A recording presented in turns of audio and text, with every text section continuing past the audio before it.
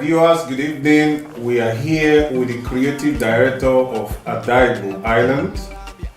Madam, how are you? I'm fine, thank you. All right. Peter. It's nice to have you on Parrot Show. It's my pleasure because I've heard a lot about you, the creative director at Igbo Island.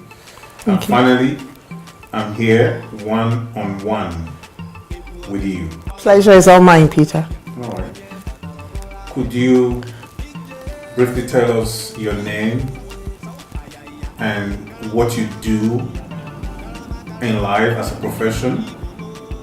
Hello everyone, my name is Mrs. Stephanie Obijaku.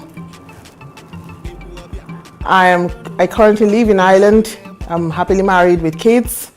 I work professionally as a pharmaceutical project engineer with Novo Nordisk in Denmark. And you are the creative director of Igbo? I am indeed, yes. All right, okay. So you'll be in a better position to tell us how Igbo started. Okay.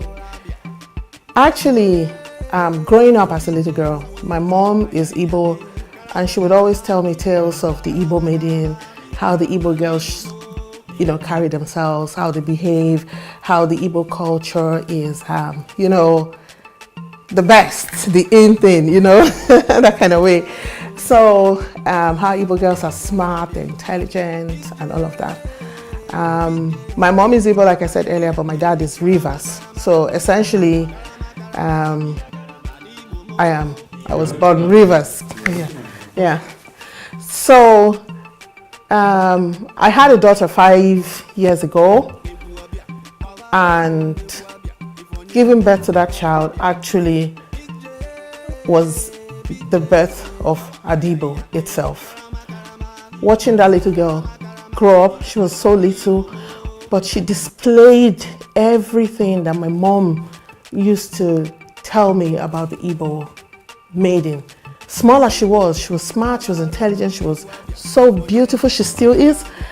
And I would look at her and say, oh my God, I had 3 boys before her, so she's extremely special, So I was like, oh my God, how do I celebrate my daughter? How do I celebrate this child? How do I celebrate this beautiful Igbo maiden, my Igbo?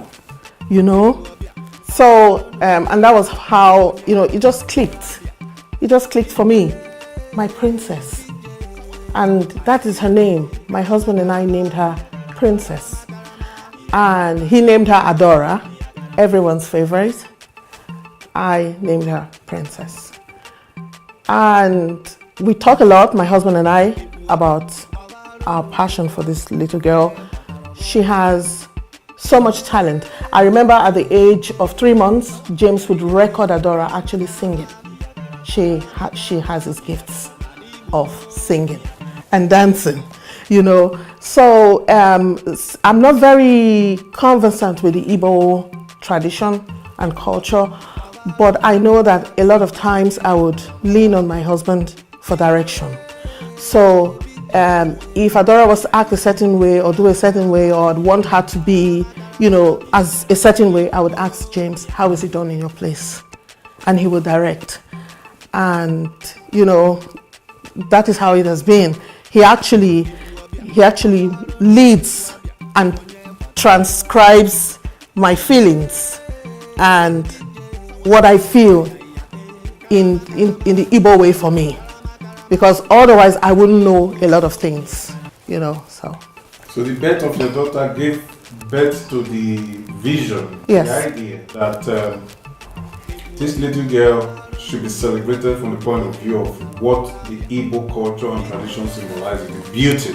Yes. And every Igbo maiden should be celebrated that way. All our young daughters. How do we tap into making sure that their culture is truly embedded in them? How like Adora, born here, I am not Igbo originally, so I wouldn't know what to teach her. I wouldn't be able to teach her culture. However, James has the advantage of being an core Igbo man, and he can pass that tradition to her. So Adibo is more a way of making sure that our children born here in diaspora actually go down into their roots, and capture the essence of being a freeborn Igbo maiden. So Adaibo is a platform to bring out that Igbo-ness in them. Exactly. Everything the Igbo maiden stands for. Igbo women are beautiful, they are homely, they are industrious. Every year since 3 years ago, you started Adaibo. Getting to that night that you now crown a princess or a maiden as the Adaibo is a process. What process do you go through to say that eventually on that night you say, okay, I've done enough, and tonight we will crown a new Adaibo? Firstly, it would come with the person being an Igbo or from Igbo origin. Secondly, during the boot camp and training, we try as much as possible to embed the culture and the grace of Umuada in them. Igbo maiden are taught to be who they are by their parents. They are groomed and nurtured to act a certain way, behave a certain way, reject certain things, accept certain things. And those values are what make them unique and special. Now, in the process, in the year running up to that, we start from January, and we get the girls on board. As they come in, we ask them questions, we put them through a series of tests, which I do not want to mention here. We talk to their parents, we see their background, we understand their background, and we make sure that we are all aligned in our goal in nurturing these children to be ambassadors of Igbo land. It's been 3 years now. Yes. Tell me about the journey. Honestly, God has been faithful. I'm blessed with a husband who is so supportive. If I want to jump to the moon, he's happy to go with me. And I also have a cheerleader that God sent my way.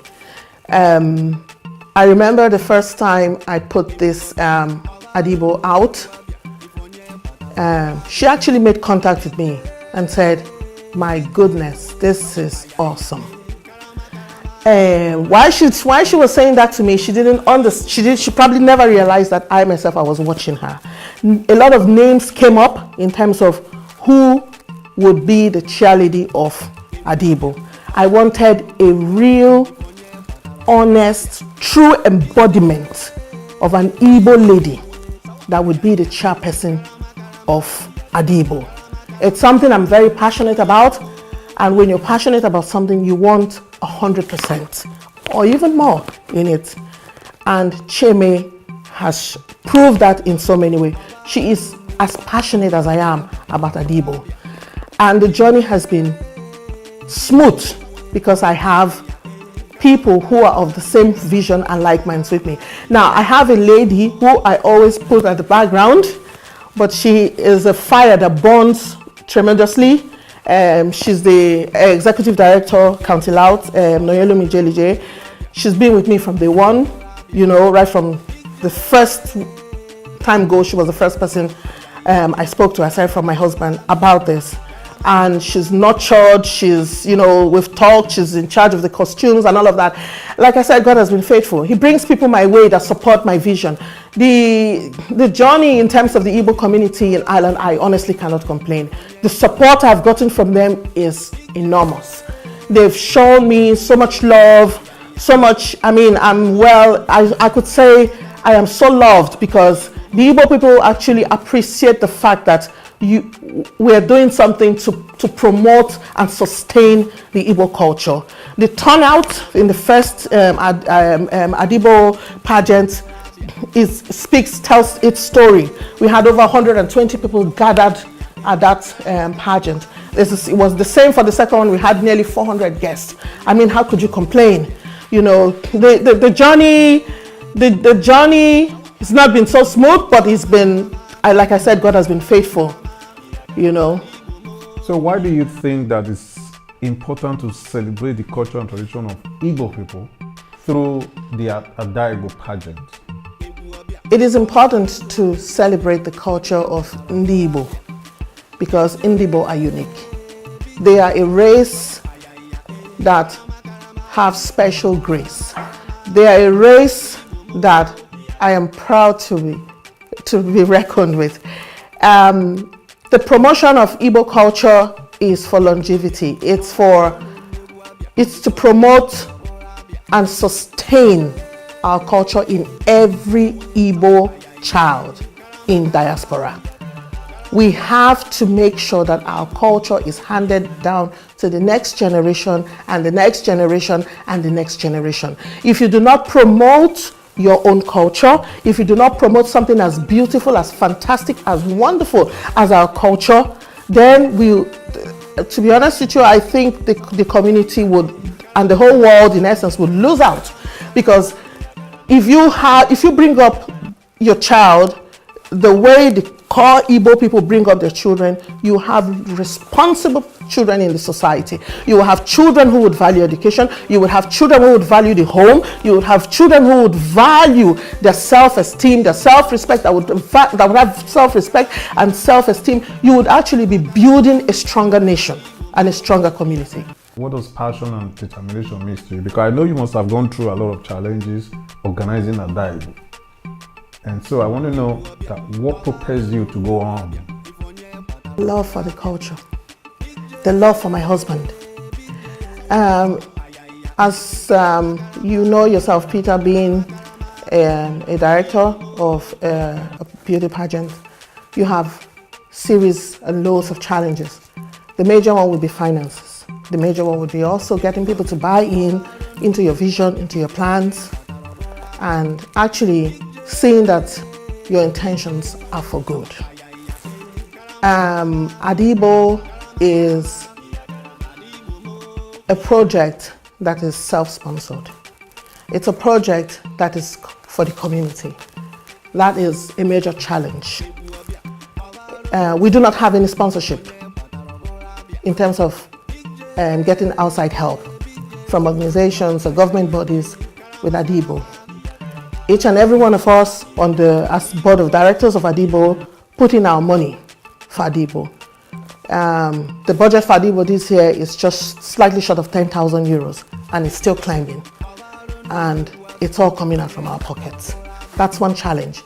The other challenge is actually getting the parents to understand that your children are coming out to actually showcase, be a part of history, to make sure that they actually carry their tradition with pride and showcase it with pride. Now, most parents don't have an issue with that, but what they probably do have an issue with is the children actually losing out at the pageant. And how to overcome that is something we're trying very hard in reaching out to the parents and letting them know, look, each and every one of these girls are winners. They are all princesses and they must all be celebrated. But there can only be one winner. The winner does not necessarily have to be the best, but the winner on the day is the one who probably showcased our culture more on that day. Some of them might have stage fright, or some of them might get their lines wrong. It's like writing an exam. Exam, we all know, is not the true test of knowledge. So that is another challenge. The other challenge, it's in terms of making sure that our culture is out there in the face of the country where we are in. Integration, integrating into the Irish community, it's something that it's ongoing, it's big. The government are actually supporting that and encouraging that. And we want our culture to be present in Ireland. So these are just to say, mention 2 or 3 challenges that we have in terms of Adibo. There are a lot of other ones, but you know, I suppose I should just stop here. These are the major challenges: finances, getting the parents to understand that it's a display of culture and not necessarily a thing of okay, my child won, my child didn't win, and then they take it personally, and then, you know, they are like, you know, then other parents are now discouraged from actually bringing the children forward. Well, parents should know that their child, the moment they contest or they make the decision to participate in Adaibo, becomes already winners. Exactly. Because the process of grooming these children, they gain that confidence that they didn't have before. Yes. So when they're at home, a lot of things that they are taking through in the process of mentorship and preparation for the eventual day are things that are novel to them. You know, and by the time they now finish it, they now become winners. Yes.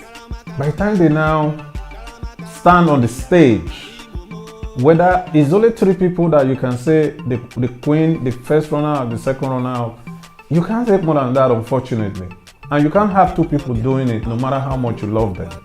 But there's one thing that you cannot take away from any of them: the experience gathered. Any intelligent person will go away from there with that experience gathered to become a better person. I have been told that as an organizer of the Miss Nigerian Island, I have been told that countless times by contestants. So parents need to know that winning is not who gets the crown. It is people that participate and have a change of view on what the world is and how to live in the world. So how you communicate that to them is a problem, because I know that is a problem. Yeah. How you communicate it isn't the problem. It's how they understand it and whether they accept it. You know, that is the main issue here.